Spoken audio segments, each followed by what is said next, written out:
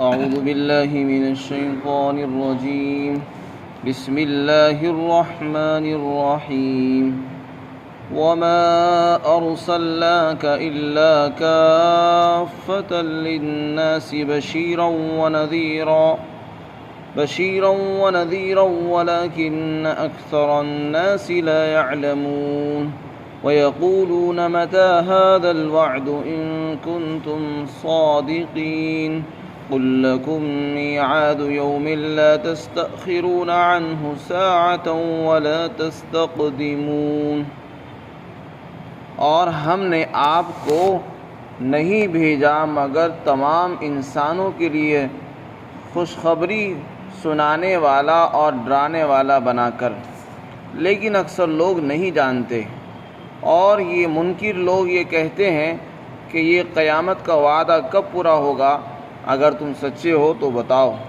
آپ ان سے کہہ دو کہ تمہارے لیے ایک دن کا وقت مقرر ہے جس سے ایک گھڑی نہ تم پیچھے ہٹ سکو گے نہ آگے بڑھ سکو گے۔ قرآن کریم کی اس آیت میں اور اسی طرح سورہ اعراف کی آیت قُلْ يَا أَيُّهَا النَّاسُ إِنِّي رَسُولُ اللَّهِ إِلَيْكُمْ جَمِيعًا، ان دونوں آیتوں میں جناب محمد الرسول اللہ صلی اللہ علیہ وسلم کی بعثت عامہ کا اعلان کیا گیا ہے۔ حضرت محمد رسول اللہ صلی اللہ علیہ وسلم اللہ کے رسول ہیں اور نبی ہیں، اور عام نبیوں کی طرح نہیں ہیں، بلکہ اللہ نے آپ کو کچھ خصوصی امتیازات اور صفات عطا فرمائی ہیں۔ حدیث پاک کے اندر آتا ہے، اللہ کے رسول فرماتے ہیں کہ مجھے اللہ نے 5 چیزیں عطا کی جو کسی کو نہیں دی گئی۔ فرمایا اعطیت جوامع الکلم، مجھے جامع کلمات دیے گئے ہیں، یعنی میں جب بات کرتا ہوں تو الفاظ مختصر سے ہوتے ہیں اور ان کے معنی اور مطلب بہت طویل ہوتا ہے، یعنی بہت مختصر سے الفاظ میں 2 لفظوں کے اندر آپ بات کر دیتے ہیں، لیکن اس کے مطلب کے لیے لوگ کتابیں لکھ دیتے ہیں۔ اسی طرح آپ نے فرمایا وَنُصِرْتُ بِالرُّعْبِ، رعب کے ذریعے سے میری مدد کی گئی ہے، یعنی اللہ نے دشمنوں سے حفاظت کے لیے میری مدد فرمائی رعب ڈال کر۔ مجھے اللہ نے ایسا رعب و دبدبہ عطا فرمایا ہے کہ اگر دشمن 1 مہینے کی مسافت کی دوری پر ہوتا ہے تو وہ مجھ سے گھبراتا ہے، میرے پاس آنا تو دور کی بات، 1 مہینے کی مسافت پر بیٹھ کر بھی وہ تھر تھراتا ہے، گھبراتا ہے، اس پر میرا رعب طاری ہو جاتا ہے جب وہ میرا نام سنتا ہے۔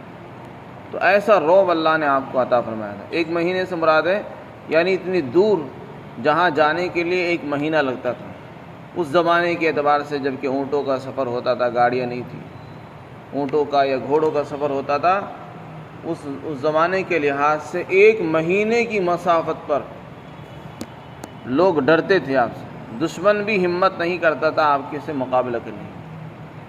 اسی طرح آپ نے فرمایا وَجُعِلَتْ لِيَ الْأَرْضُ مَسْجِدًا وَطَهُورًا، اللہ نے میرے لیے اس روئے زمین کو مسجد بنایا اور پاکی حاصل کرنے کا ذریعہ بنا دیا۔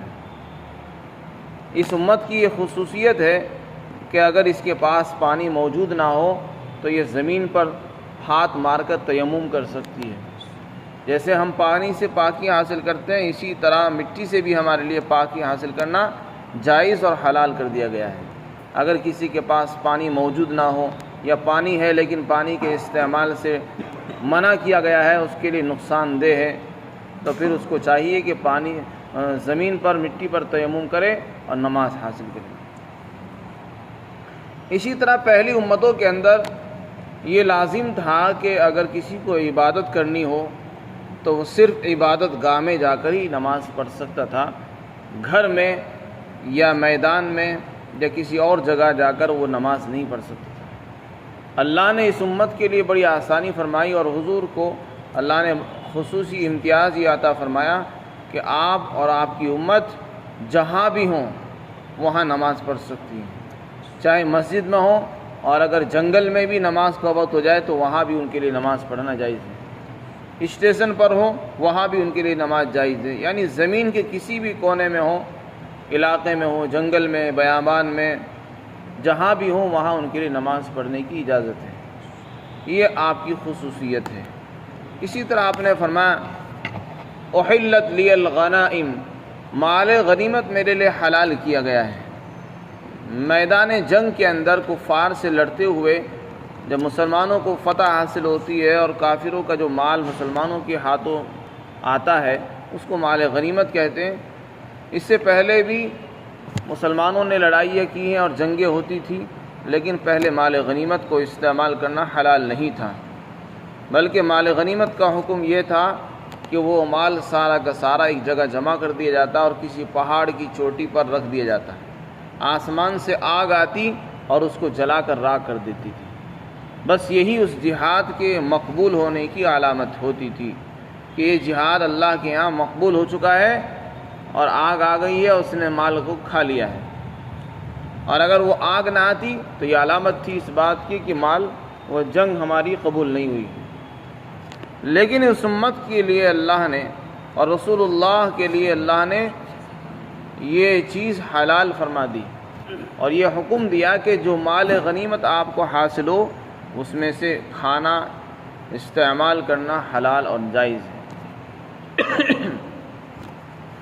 اسی طرح آپ نے فرمایا کہ میری جو نبوت ہے مجھے اللہ نے سارے انسانوں کے لیے مبعوث بنا ہے، مبعوث بنا کر بھیجا ہے۔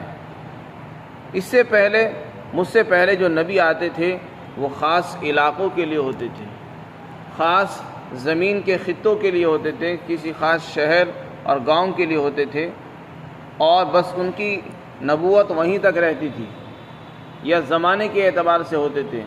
ان کا زمانہ گزر جاتا دوسرے نبی آ جاتے، ان کی شریعت نہیں ہوتی تھی۔ لیکن رسول اللہ کی خصوصیت یہ ہے کہ اللہ نے آپ کو جو نبوت دی، جو کتاب دی ہے، وہ کسی علاقے کے لیے نہیں، کسی خاص شہر والوں کے لیے نہیں، بلکہ ساری دنیا کے انسانوں کے لیے ہے، اور صرف انسانوں کے لیے ہی نہیں بلکہ جناتوں کے لیے بھی آپ کی نبوت ہے اور رسالت ہے۔ یہ آپ کی خصوصیت ہے۔ اسی لیے چونکہ آپ قیامت تک آنے والے ہر انسان کے نبی بن کر آئے ہیں، اس لیے یہ بات لازم ہے کہ آپ کو خاتم النبیین کہا جائے، آپ آخری نبی ہیں۔ اور اگر یہ کہا جائے کہ نہیں آپ کے بعد بھی نبوت کا دروازہ کھلا ہوا ہے تو پھر یہ بات لازم آئے گی کہ آپ آخری نبی نہیں۔ جو لوگ آپ کے بعد نبوت کا دعویٰ کر رہے ہیں وہ در حقیقت آپ کے مرتبے کو کم کرنا چاہتے ہیں۔ آپ کا مرتبہ اللہ نے بڑھایا ہے کہ آپ آخری نبی ہیں اور آپ کی نبوت قیامت تک کے لیے سارے انسانوں کے آپ نبی ہیں، اور وہ یہ کہہ رہے کہ نہیں آپ کی نبوت ابھی ختم ہو چکی ہے اور اب ہم نبی بن کر آ گئے۔ تو ایسے لوگ ملحد ہیں، زندیق ہیں، کذاب اور فاسق اور فاجر ہیں۔ آپ صلی اللہ علیہ وسلم کی نبوت قیامت تک کے لیے ہے، اس لیے آپ کا خاتم النبیین ہونا ضروری ہے۔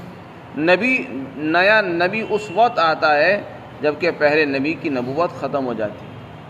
اگر ہم یہ عقیدہ مان لیں کہ ابھی نبوت کا سلسلہ جاری ہے تو پھر یہ ماننا پڑے گا کہ آپ صلی اللہ علیہ وسلم کی نبوت کا زمانہ ختم ہو چکا ہے اور یہ قرآن کا زمانہ بھی ختم ہو چکا ہے، اور اب نئے نبی آئیں گے، ان کے اوپر نئی کتاب آئے گی، ان کا زمانہ نیا شروع۔ حالانکہ ایسی بات نہیں، اللہ نے قیامت تک کے لیے قرآن کے حفاظت کا وعدہ فرمایا، رسول اللہ کی شریعت کا حفاظت کا وعدہ اللہ نے فرما دیا ہے، لہذا آپ کی نبوت قیامت تک کے لیے ہے۔ یہ آپ کی خصوصیت ہے۔ چنانچہ آپ نے جیسے انسانوں کو تبلیغ فرمائی ہے، آپ لیلۃ التعریس میں جناتوں کو تبلیغ کرنے کے لیے بھی تشریف لے جایا کرتے تھے۔ حضرت عبداللہ بن مسعود رضی اللہ عنہ ساتھ ہوتے تھے، ان کی حدیث میں یہ بات موجود ہے۔ وہ فرماتے کہ آپ مجھے لے گئے رات میں اور آپ نے گول دائرہ کھینچ دیا، فرمایا کہ یہاں سے مت باہر نکلنا، اور پھر آپ خود باہر آگے تشریف لے گئے اور جناتوں کو دعوت دے کر آئے، اور حضرت عبداللہ بن مسعود وہیں پر موجود تھے اور پھر آپ کے ساتھ واپس آئے۔ تو اس طریقے سے آپ جناتوں کو بھی دعوت دیا کرتے تھے اور انسانوں کی تبلیغ فرمایا کرتے تھے۔ اسی کو فرمایا اللہ تعالیٰ نے، اور ہم نے آپ کو سارے انسانوں کے لیے بشیر، خوشخبری سنانے والا، اور نذیر یعنی ڈرانے والا بنا کر بھیجا ہے۔ جو لوگ ماننے والے ہیں ان کو خوشخبری سنائی جاتی ہے، جو لوگ انکار کرتے ہیں ان کو ڈرایا جاتا ہے۔ یہ نذیر کے معنی آنے والے خطرات سے آگاہ کرنا اور بتا دینا کہ یہ اگر ایسا کرو گے تو یہ نقصان ہوگا، اس کو نذیر کہتے ہیں جو آنے والے خطرات سے بطور شفقت اور مہربانی کے لوگوں کو ڈراتا ہو، اس کو نذیر کہتے ہیں۔ فرمایا لیکن اکثر لوگ نہیں جانتے۔ تو چونکہ آپ قیامت تک کے آنے والوں انسانوں کے لیے نبی بن کر آئے ہیں، اس لیے یہ بات لازم اور ضروری ہے کہ ہم رسول اللہ کی نبوت کو مانیں۔ آپ صلی اللہ علیہ وسلم کی نبوت کو مانے بغیر ہماری نجات ممکن نہیں ہے، دنیا میں بھی اور آخرت میں بھی۔ ہمارا کوئی عمل نبی کی اتباع کیے بغیر قبول نہیں ہو سکتا۔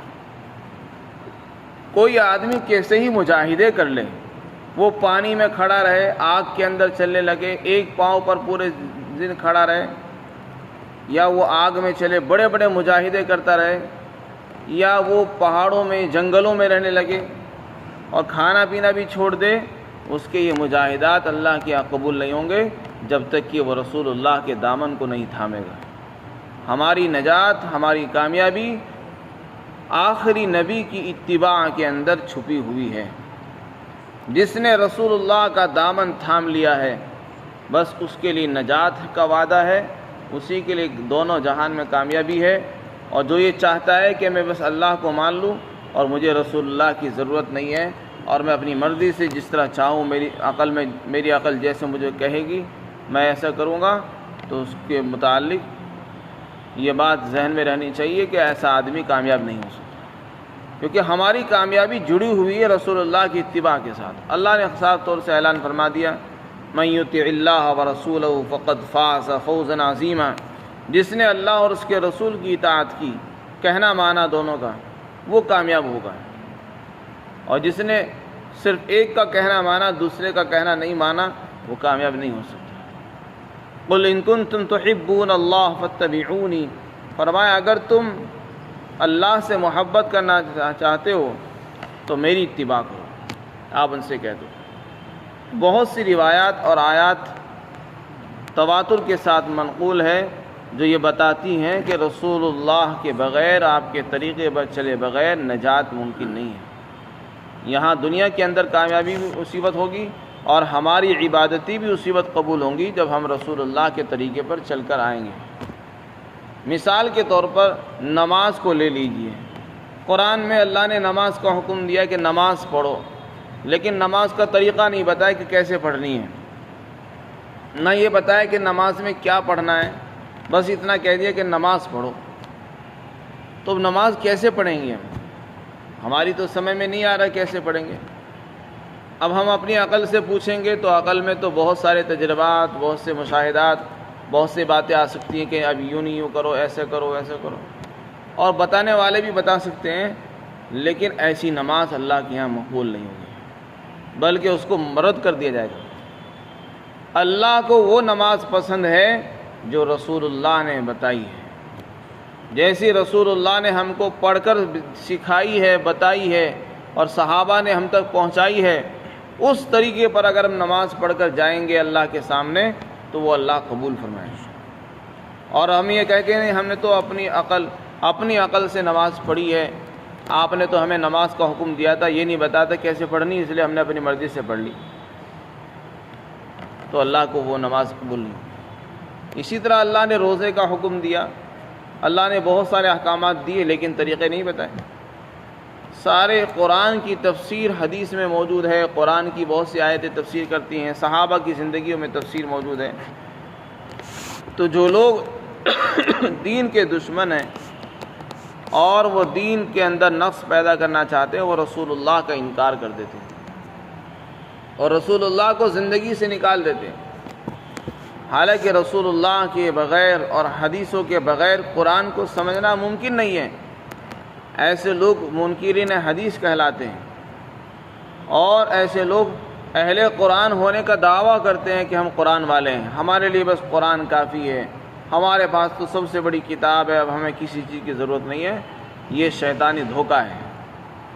جو لوگ اپنے آپ کو اہل قرآن حق ہونے کا دعویٰ کرتے ہیں کہ قرآن ان کے پاس ہے، لیکن قرآن کو سمجھنے کے لیے بھی تو عمل چاہیے، مشق چاہیے، تفسیر چاہیے۔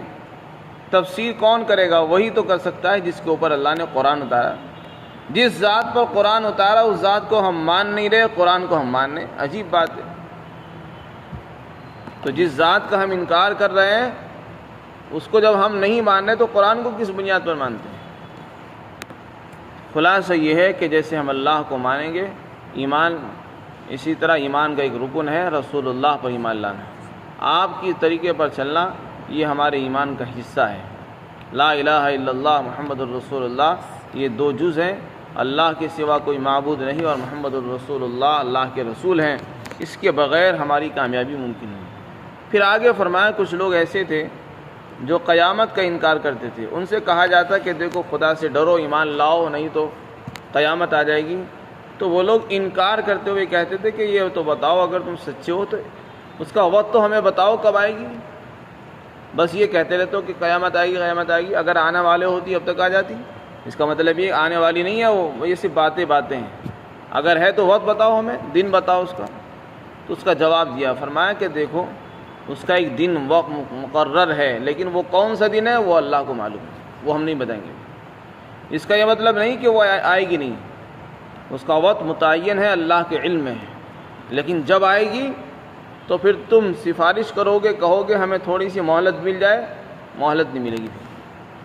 نہ ایک گھڑی تم کو مہلت دی جائے گی، نہ ایک گھڑی تم کو جلدی بھیجا جائے گا، نہ دیر سے بھیجا جائے گا۔ نہ ایک گھڑی مؤخر ہو سکتے ہو، نہ مقدم ہو سکتے ہو۔